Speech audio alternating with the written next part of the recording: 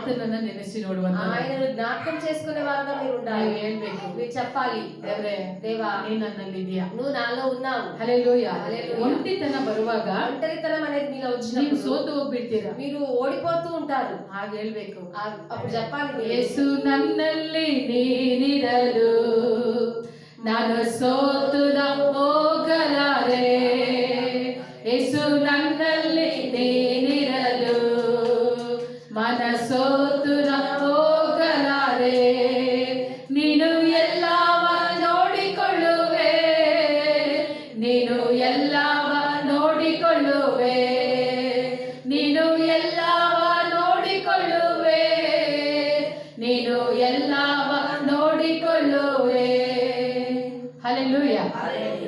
ಆತನು ಎಲ್ಲವನ್ನ ನೋಡಿಕೊಳ್ಳುವ ಆತನಾಗಿದ್ದಾನೆ. ఆయన అన్నిటినీ చూసుకునే దేవుడే. ನೀವು ಹೇಳ್ಬೇಕಾದ್ರೆ ಒಂದೇ, మీకు చెప్పవలసింది ನಾನು ಒಬ್ಬಳೇ ಇಲ್ಲ, నేను ఒక్కదానే లేను. ಹಲ್ಲೆಲೂಯಾ.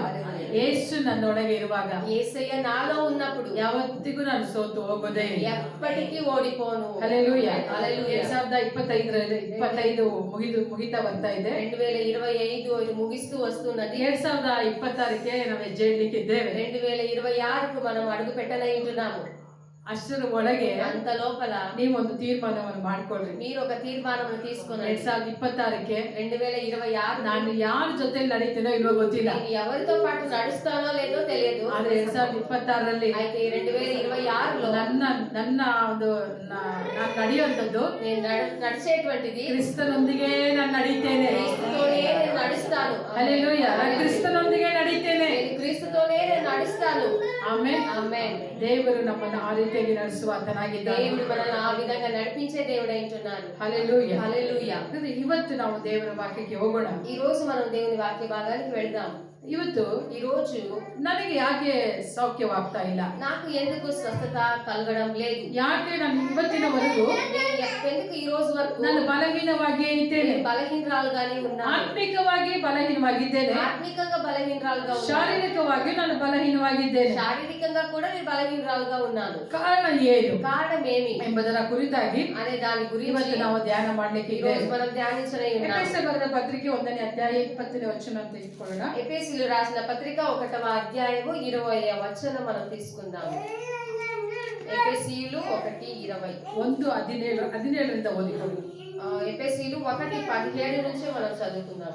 ಆ ವಾಕ್ಯದಲ್ಲಿ ನಾವು ನೋಡ್ತೇವೆ, మన వాక్య భాగంలో మనం ನಮ್ಮ చూస్తున్నాము, ಕರ್ತನಾದ ಯೇಸು ಕ್ರಿಸ್ತನ ದೇವರು మన తండ్రి అయిన యేసయ్య ಪ್ರಭಾವ ಸ್ವರೂಪರಾದ ತಂದೆಯು ప్రభావ స్వరూపుడైన తండ్రి ಆಗಿರುವ ಆತನು అయిన దేవుడు ತನ್ನ ವಿಷಯವಾಗಿ తన విషయమున ತಿಳುವಳಿಕೆಯನ್ನು ಕೊಟ್ಟು తెలివినిచ్చి ಇದುವರೆಗೆ ఇప్పటి వరకు ಗುಪ್ತವಾಗಿದ್ದ మర్మముగా ఉండబడిన ಸತ್ಯಾರ್ಥಗಳನ್ನ సత్యార్థములను ತಿಳುಕೊಳ್ಳುವ తెలుసుకునే ಜ್ಞಾನವುಳ್ಳ జ్ఞానము కలిగిన ಆತ್ಮವನ್ನ ఆత్మను ನಿಮಗೆ ದಯಪಾಲಿಸಬೇಕೆಂದು నీవు దయచేయాలి అని ಪ್ರಾರ್ಥಿಸುತ್ತೇನೆ. ప్రార్థిస్తున్నాను. ಆತನು ఆయన ನಿಮ್ಮ ಮನೋನೇತ್ರಗಳನ್ನ మీ మనోనేత్రములను ಬೆಳಗಿಸಿ వెలిగించి ಆತನಿಂದ ಕರೆಸಿಕೊಂಡವರು ఆయన చేత పిలువబడిన వాడు ನಿರೀಕ್ಷಿಸುವ నిరీక్షించే ಪದವಿ ಎಂತದೆಂಬುದನ್ನ ఎలాంటిది అని ದೇವಜನರೆಂಬ దేవజనులు ಆತನ ఆయన ಸ್ವಾಸ್ಥ್ಯದ స్వాస్థ్యం ಮಹಿಮಾತಿಶಯವು మహిమాతిశయం ಎಂತದು ಎಂಬುದನ್ನ ఎలాంటిది అని ನಂಬುರಾದ నమ్మినటువంటి ನಮ್ಮಲ್ಲಿ మనలో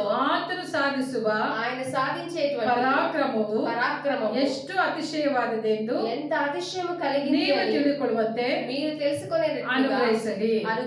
ಆತನ ఆయన ಬಲಾತಿಶಯವು బలాతిశయము ಎಷ್ಟು ಮಹತ್ತಾದದೆಂಬುದು ఎంత మహత్తమైనది అని ಕ್ರಿಸ್ತನಲ್ಲಿ ತೋರಿ ಬಂದಿದೆ. క్రీస్తులో మనకు కనబడుచు ఉన్నది. ಹಲ್ಲೆಲೂಯಾ. హల్లెలూయా. ಇಲ್ಲಿ ನಾವು ನೋಡುವಂತ ವಾಕ್ಯ ಏನಂದ್ರೆ, ఇక్కడ మనం చూసేటువంటి వాక్యం ఏమంటే, ನಮ್ಮ ಕರ್ತನಾದ ಯೇಸು ಕ್ರಿಸ್ತನ ಕುರಿತಾದಂತ మన ప్రభు అయిన యేసుక్రీస్తు గురించిన ತಿಳುವಳಿಕೆಯನ್ನ తెలివిని ಇದುವರೆಗೆ ఇప్పటి వరకు ಗುಪ್ತವಾಗಿ ಇರುವಂತ ಸತ್ಯತೆಗಳನ್ನ మర్మముగా ఉండబడిన సత్యములను ತಿಳುಕೊಳ್ಳುವಂತ ಜ್ಞಾನವು ನಮಗೆ ಬಹಳ ಅಗತ್ಯತೆ ಇದೆ. తెలుసుకోగలిగిన జ్ఞానము మనకు చాలా అవసరమై ఉంటున్నది. ಯಾವಾಗ ఎప్పుడైతే ಆ ಜ್ಞಾನವು ಸತ್ಯತೆಯನ್ನ ತಿಳಿಯುವಂತ ಜ್ಞಾನ ನಮ್ಮ ಒಳಗೆ ಬರುತ್ತೋ, సత్యమును తెలుసుకునేటువంటి జ్ఞానం మనలో వస్తుందో, ಆಗ ಏನಾಗುತ್ತೆ ಅಂತಂದ್ರೆ అప్పుడు ఏమవుతుంది అని అంటే ನಮ್ಮ ಲೈಫ್ ಅಲ್ಲಿ మన జీవితంలో ಯಾವ ಭಾಗದಲ್ಲಿ ನಾವು ರೋಗ ಪೀಡಿತರಾಗಿದ್ದೇವೋ ఏ భాగంలో అయితే మనము రోగస్థులంగా ಆ ఉంటున్నామో ಕ್ಷೇತ್ರದಲ್ಲಿ ఆ క్షేత్రంలో ಕರ್ತನಾದ ದೇವರು ప్రభువు ಬೆಳಕನ್ನು ಕೊಟ್ಟು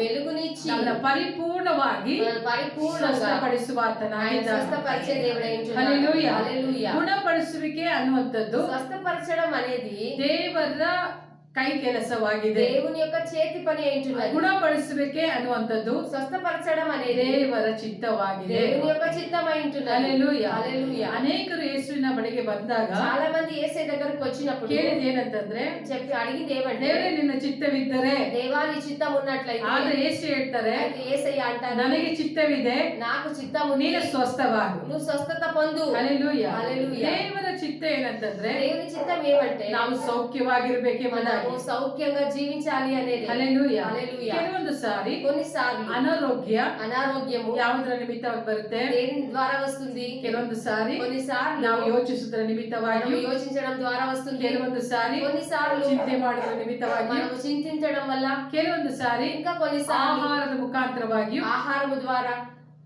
ಅನಾರೋಗ್ಯ ಏನಾಗುತ್ತೆ ಅಂದ್ರೆ అనారోగ్యం ఏమవుతుందంటే ನಮಗೆ ಬರುವಂತ. మనకు వచ్చేదిగా ఉంటుంది. ಹಲ್ಲೆಲೂಯಾ. హల్లెలూయా. ಆದ್ರೆ అయితే ಇದಕ್ಕೆಲ್ಲದಕ್ಕೂ వీటన్నిటికీ ಒಂದು ಬಿಡುಗಡೆ ಇದೆ. ఒక విడుదల అనేది ఉంది. ಹಲ್ಲೆಲೂಯಾ. హల్లెలూయా. ಅನಾರೋಗ್ಯ అనారోగ్యము ಸಭೆಯನ್ನ సంఘాన్ని ಬಾಧಿಸಲಿಕ್ಕೆ ಸಾಧ್ಯವಿಲ್ಲ.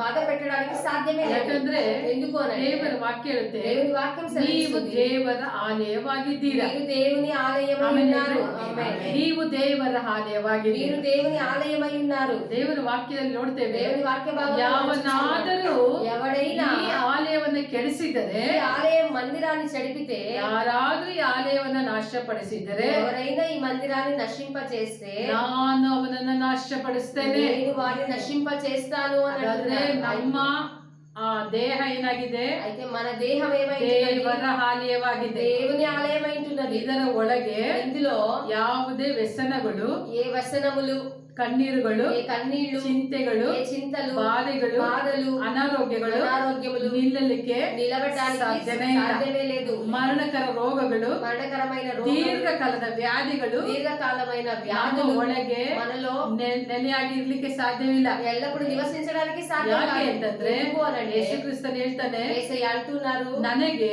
నాకు ಆಲಯದ ಮೇಲೆ మందిరం మీద ಅಭಿಮಾನವಿದೆ ಎಂಬುದಾಗಿ. అభిమానము కలిగి ఉన్నాను. ಹಲ್ಲೆಲೂಯಾ. హల్లెలూయా. ಆ ವಾಕ್ಯದಲ್ಲಿ ನೋಡ್ತೇವೆ, వాక్య భాగంలో మనం ಆತನಲ್ಲಿ చూస్తున్నాము, ఆయనలో ಆಲಯದ ಮೇಲೆ మందిరం మీద ಅಭಿಮಾನವಿತ್ತು. ఒక అభిమానం ಆ ఉంది. ಅಭಿಮಾನ ఆ అభిమానం ಆತನ ಒಳಗೆ ದಹಿಸ್ತಾ ಇತ್ತು. ఆయనలో మండుతూ ఉండేది అని మనం చూస్తున్నాం. ಅದರ హల్లెలూయా. ಅರ್ಥ ಏನಂತಂದ್ರೆ, అంటే అర్థం ఏమంటే ಯೇಸು ಸ್ವಾಮಿ యేసయ్య ನಮ್ಮ ಮೇಲೆ, మన మీద, ನಮ್ಮ ಶರೀರದ మన ಮೇಲೆ శరీరం మీద ವೈರಾಗ್ಯವುಳ್ಳವನಾಗಿದ್ದಾನೆ. వైరాగ్యము కలిగిన వ్యక్తిగా ఉంటున్నారు. ಆಮೇಲೆ ಹೇಳ್ರಿ, ಆಮೆನ್. ವೈರಾಗ್ಯವುಳ್ಳವನಾಗಿದ್ದಾನೆ. వైరాగ్యము కలిగిన వ్యక్తిగా ఉంటున్నారు. ಅಷ್ಟು ಈಸಿಯಾಗಿ అంత ఈజీగా ಅನಾರೋಗ್ಯದಿಂದ అనారోగ్యము నుండి ನೀವು ಮರಣ ಹೊಂದುವಂಥದ್ದು, ఈ మరణం చెందేది, ಅನಾರೋಗ್ಯದಿಂದ అనారోగ్యము నుండి ನರಳಲಿಕ್ಕೂ మీరు బాధపడ్డారు. ದೇವರು ನಿಮ್ಮನ್ನ ಬಿಟ್ಟು ಕೊಡುವುದೇ ಇಲ್ಲ. దేవుడు మిమ్మల్ని విడిచిపెట్టాడు. ఆ విధంగా ನಿಮಗೆ ಅನಾರೋಗ್ಯ ಬರುವಾಗ అనారోగ్యం వచ్చినప్పుడు ಕೆಲವೊಂದು ಸಾರಿ కొన్నిసార్లు ನೀವು ಗುಣವಾಗ್ತಾ ಇರ್ತೀರಾ. మీరు స్వస్థ పొందుతూ ఉంటారు. ಟ್ಯಾಬ್ಲೆಟ್ ಇಲ್ದಲೇ ಗುಣವಾಗ್ತಿರ್ತೀರಾ.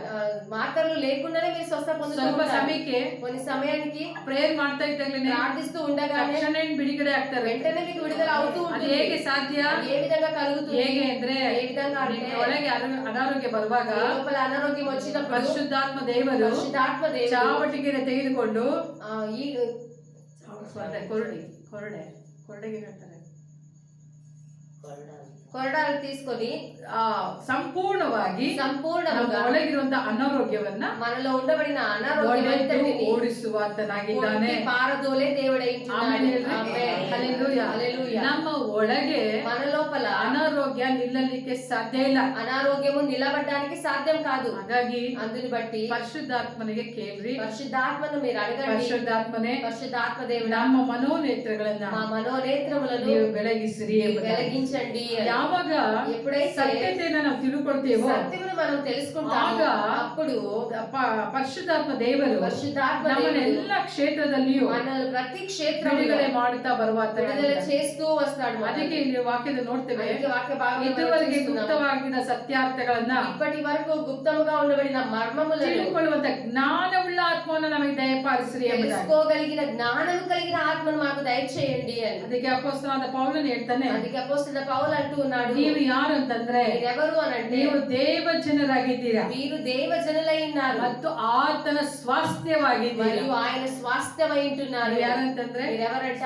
ಆತನ ಆಸ್ತಿಯಾಗಿ. ఆయన యొక్క స్వత్త ఉంటున్నారు, ఆయన ఆస్తి ఉంటున్నారు. ನೀವು ಯಾರು? మీరెవరు? ಆತನ ಆಸ್ತಿ. ఆయన యొక్క ఆస్తి ಆಮೇಲೆ ఉంటున్నారు. ಹೇಳ್ರಿ.